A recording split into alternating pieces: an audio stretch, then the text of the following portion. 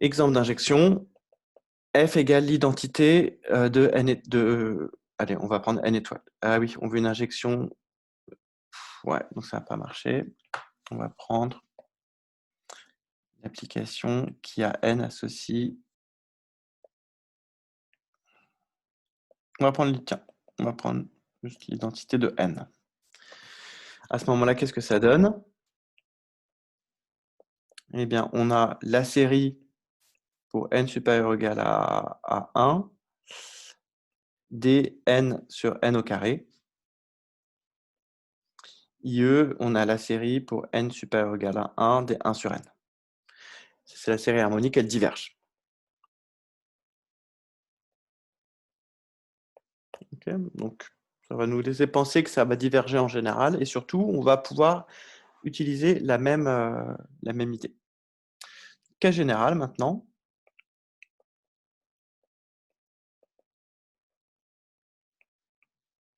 Donc, on se fixe une telle injection. Est-ce qu'elle est fixée? Pas fixée. On va la fixer.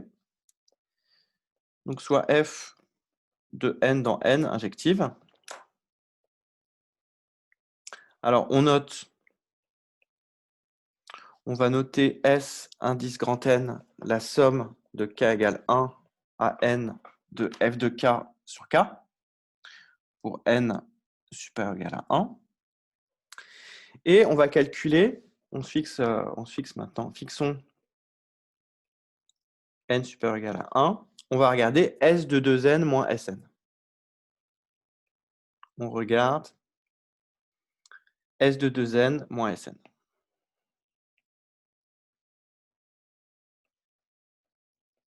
Bon, si la série converge, si la série des f de k sur k supérieur ou égal à 1 Monsieur, converge, oui, c'est sur k carré. sur k carré. Merci. Si la série des f de k sur k carré converge, alors on sait que la suite S de 2n moins Sn tend vers 0.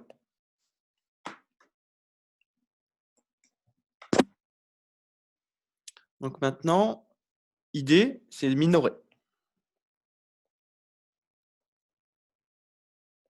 Idée, on cherche à minorer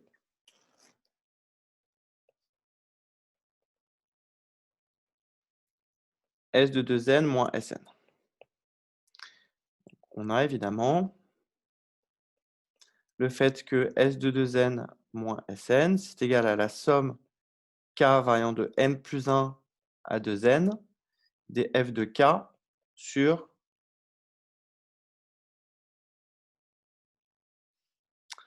Alors, est-ce que ça va marcher mon truc? F de k sur k carré.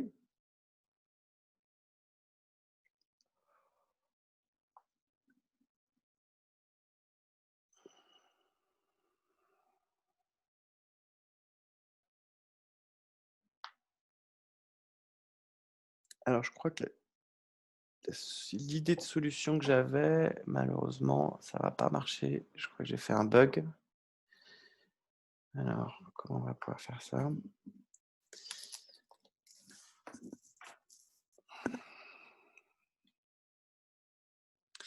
Ici, on va commencer. Allez, je vais tenter mon truc. Ça, c'est supérieur ou égal à la somme. Je crois que ça va marcher finalement. Un petit peu souvent.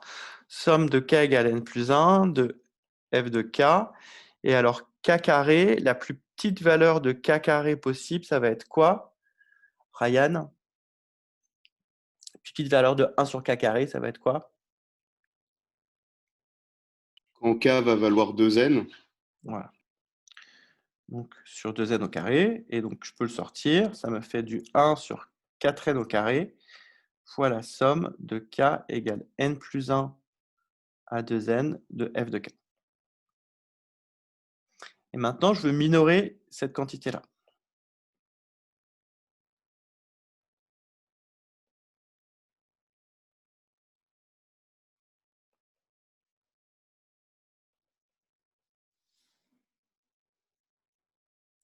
Et ici, ce que je vais dire, c'est que les f de k pour k compris entre n plus 1 et 2n sont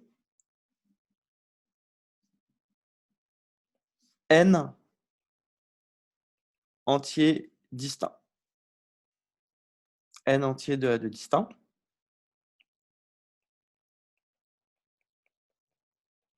Alors, quelle va être la plus petite possibilité pour n entiers de A de distinct?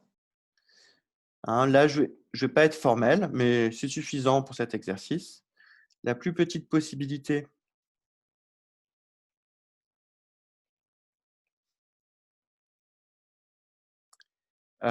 pour n entiers, donc là, c'est des guillemets, hein, il faudrait formaliser ça. La plus petite possibilité pour n entiers de Z de distant, ça va être quoi, Ryan? Les entiers compris entiers naturels. Ah, bah entier naturel, ça peut être 1. Oui, mais moi, ce qui m'intéresse, c'est pour N plus n, 1. Bah alors, pour N n plus 1. entier. Non. Moi, je veux que tu me donnes n entier. La plus petite possibilité, quand tu prends n entier de A de distant, ça va être quoi? Ah, pardon, ok, bah ça va être les entiers compris entre 1 N. Mais non, ils appartiennent à n, Ryan. Ils n'appartiennent pas à n étoiles. Ah, 0, N moins 1. Voilà, exactement. La plus petite possibilité est 0, 1, 2, etc. n-1. Ok. Et donc, on a que la somme de k égale n plus 1 à 2n de f de k, c'est supérieur ou égal à la somme de k égale 0 à n-1 de k. OK? Et ça, c'est égal à n-1 fois n sur 2. Et donc, bilan, on obtient que S2n moins S de n est supérieur ou égal, on a dit, à 1 sur 4n au carré fois n-1 fois n sur 2.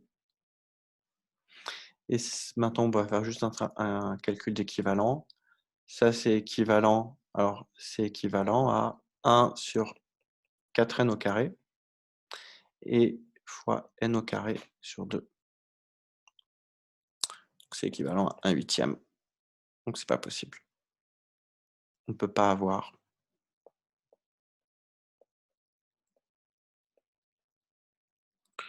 On ne peut pas avoir S de 2n moins Sn qui tend vers 0.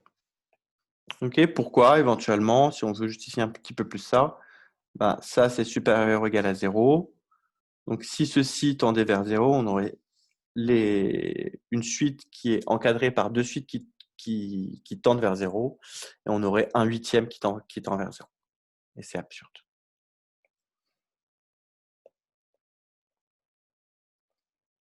Absurde, donc on obtient que la série des f de k sur k carré pour k supérieur ou égal à 1 diverge.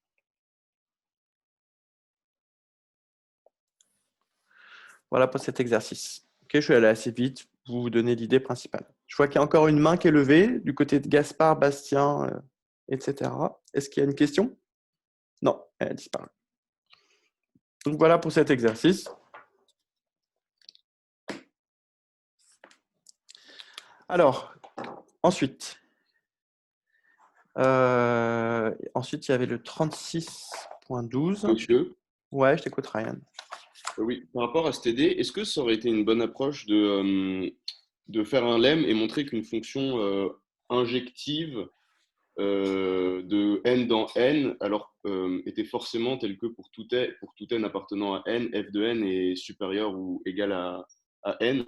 C'est faux. Parce qu'elle n'est pas forcément croissante. Elle n'est pas forcément croissante. Oui, mais on ne peut pas trouver de suite décroissante injective, parce qu'à un moment, elle va taper 0 et elle sera égale à 0 tout le temps. Ouais, je suis d'accord. Et donc, Bah, nous, on veut une injection. Du coup, où elle est décroissante, ou elle est strictement croissante, ou elle est ouais. strictement décroissante. Mais non, mais ça, c'est super faux, quoi, Ryan. Tu es en train de croire qu'une suite est soit croissante, soit décroissante. Mais non, mais injective, je parle. Ouais, alors, une suite injective est soit croissante, soit décroissante. Oui, ça, effectivement, c'est vrai, mais ça nécessite une preuve. Ah oui, non, mais d'accord. Moi, ce que je vous demande, c'est justement, est-ce que faire ce lemme et après l'appliquer, ça aurait été une bonne approche?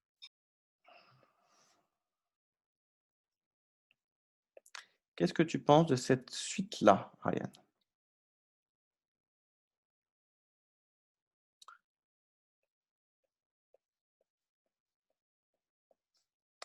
Donc, là, je suis en 0, je vais au 0. Ensuite, en 1, je vais être égal à 2. En 2, je vais être égal à 1. En 3,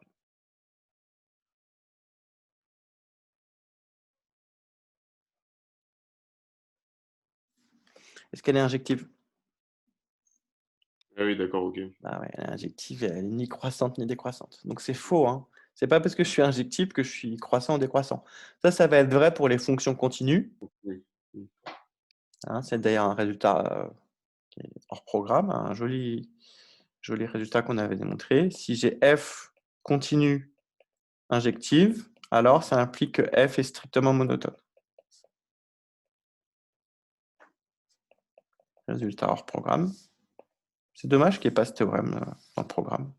C'est quand même assez pratique. Dès qu'on a une injection continue, elle est strictement croissante. Mais pour, en revanche, si j'ai une fonction f de n dans n, injective, bah, ça n'implique pas du tout que f est strictement croissante ou f est strictement décroissante. Ça, c'est faux. Ok, Ryan? Ok, Attention. super, merci beaucoup. Voilà. Alors, on continue. Alors, on va passer aux déterminants et on va commencer par faire des petits calculs de déterminants pour se faire la main sur des. Alors, notamment, j'ai fait, avec l'autre groupe, j'ai commencé pareil, j'ai fait des petits calculs de déterminants de taille fixée et j'ai fait l'exercice 36.1. OK? C'est intéressant. Allez voir l'exercice 36.1. Je raconte pas mal de trucs. Donc, je vous encourage à aller voir le 36.1. Et on va regarder le 36.4. On va regarder le 36.3. Tiens, on va commencer par le 36.3. Hop. C'est de calculer ce déterminant.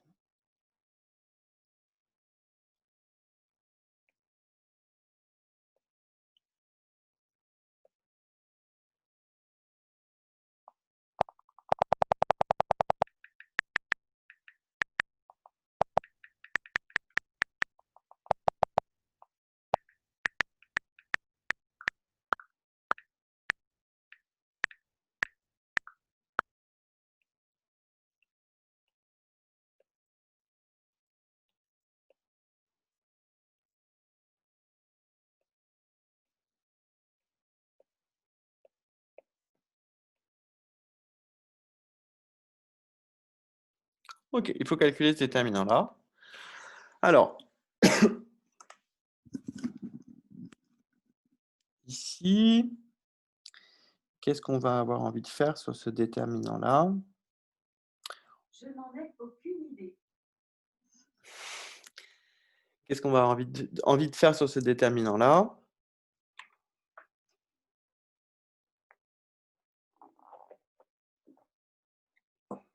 On va avoir envie de creuser la matrice. Tiens, première idée. Donc, premier réflexe, quand on voit ça, creuser la matrice. Qu'est-ce que ça veut dire creuser la matrice? Ça veut dire faire apparaître des zéros.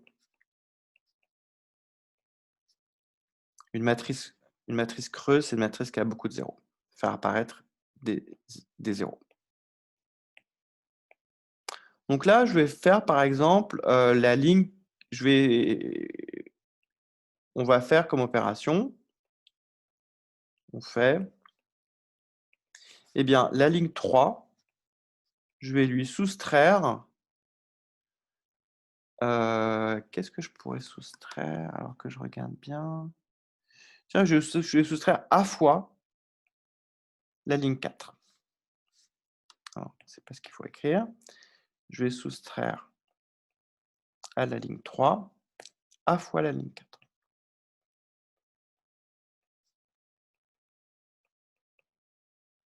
Donc, on obtient. Bon, mon déterminant, je vais l'appeler delta. On obtient que delta, bon, je recopie les deux premières lignes. 1, A, A carré, A cube. La deuxième ligne, je la recopie aussi. A cube, 1, A, A carré.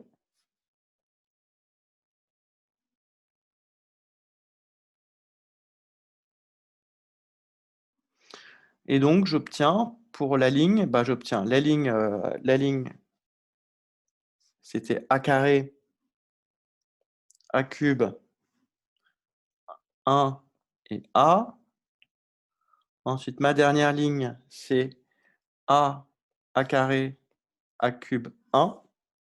Et je soustrais la dernière ligne, après l'avoir multipliée par A, à l'avant-dernière ligne. Donc, ça me fait du moins A carré, moins A cube, moins A puissance 4 et moins A. Donc, j'obtiens que delta, c'est égal à... Donc, je recopie mes deux premières lignes.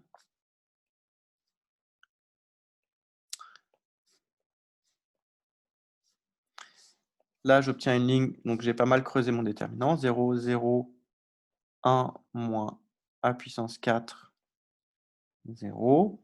Et ensuite, A carré, A cube et 1. Voilà, bah, je vais faire tout de suite. Donc maintenant, toujours la même méthode, je creuse et je développe. Maintenant, on développe, évidemment. On développe. Et donc ici, je vais développer par rapport à cette ligne-là. Je vais me faire ma petite astuce des signes. Je sais que là, je suis en plus. Du coup, là, je sais que je suis en moins. Donc là, je suis en plus. Et donc, je vais enlever cette colonne-là. Et donc, j'obtiens que delta,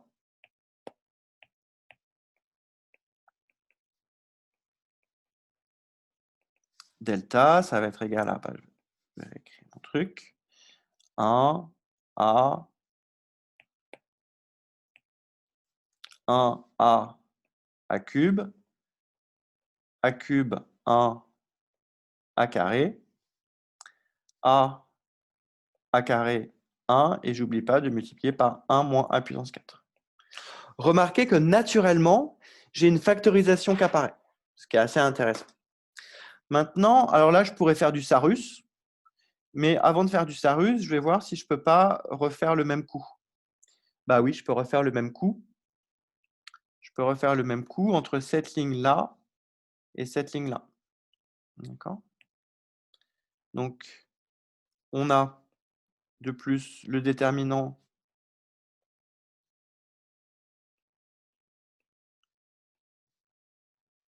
Sarus va me donner une forme non factorisée. Sarus sera une somme de 6 termes. Somme implique non factorisé. Hein, somme, c'est le contraire de factorisé. Donc là, ce que je vais faire la même chose. Je vais soustraire à la ligne 1 A fois la ligne 2. Donc, je vais obtenir quoi? Je vais obtenir du... Ici, j'ai toujours mon 1A cube. Là, je vais avoir toujours mon A cube 1 A carré. Ensuite, j'aurai du A carré 1. Et je soustrais A fois la deuxième ligne. Alors, remarquez que cette opération de soustraction, voilà, c'est une opération, c'est une transvection, une opération autorisée.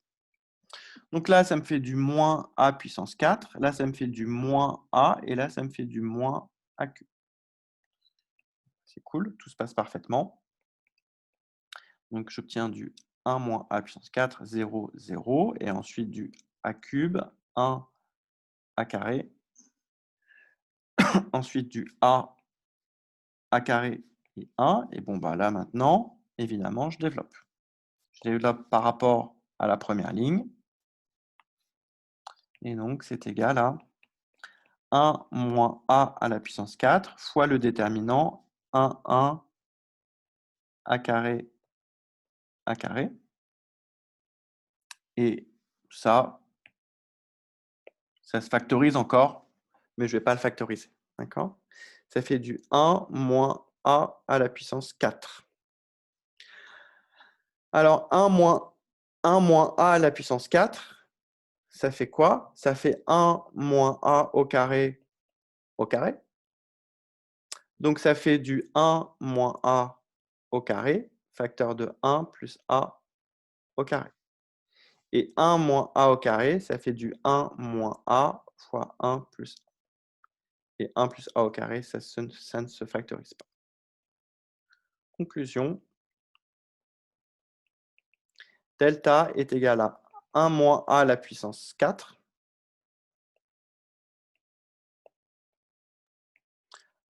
1 moins a à la puissance 4.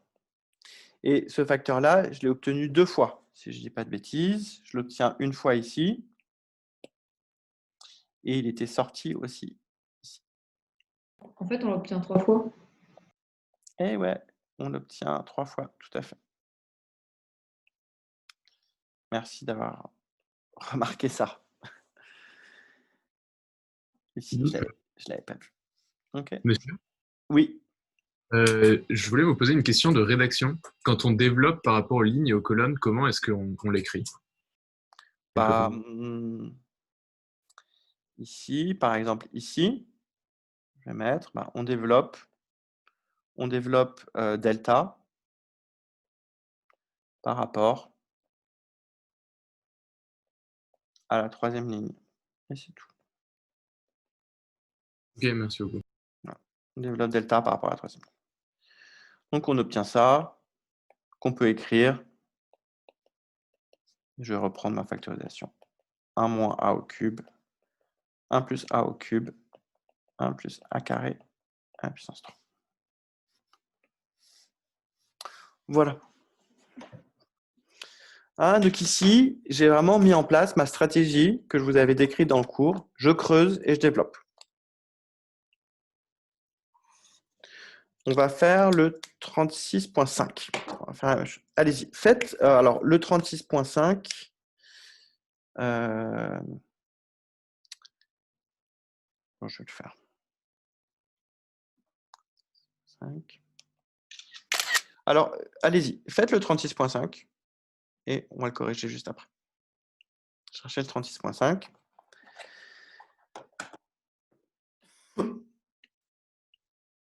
Juste, monsieur, Ouais, je t'écoute. et pour être sûr, mais on a le droit d'utiliser que la transaction, c'est ça, dans le cadre d'un déterminant. Ouais, Tous les tout à fait. autres. Ok. Alors, les autres choses qu'on a normalement, quelles sont les deux autres opérations à part la Bah, on a transaction? échange et Alors, dilatation. est-ce que j'ai le droit d'utiliser l'échange? Bah, il faut et après on multiplie par -1 devant si jamais on échange. Voilà. Et ensuite, la dilatation. La dilatation, ouais, c'est le terme qui va être puissance n, enfin devant, si Exactement. je dilate toute la matrice. Ok, Tout ouais. à fait. Exactement. Et c'est rare qu'on utilise, c'est surtout les transvections qu'on utilise. Ok, merci beaucoup. Allez, allez-y. Rapidement, faites ces calculs. Si vous avez déjà fait ces calculs, vous pouvez aller faire le 36.1. Le calcul du 36.1.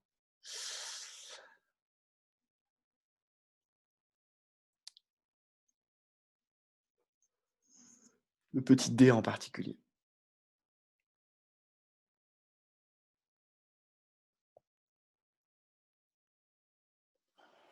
Bon, le petit a, il n'y a rien. C'est plus le petit b qui va nous intéresser dans cet exercice. Je vais arrêter mon enregistrement.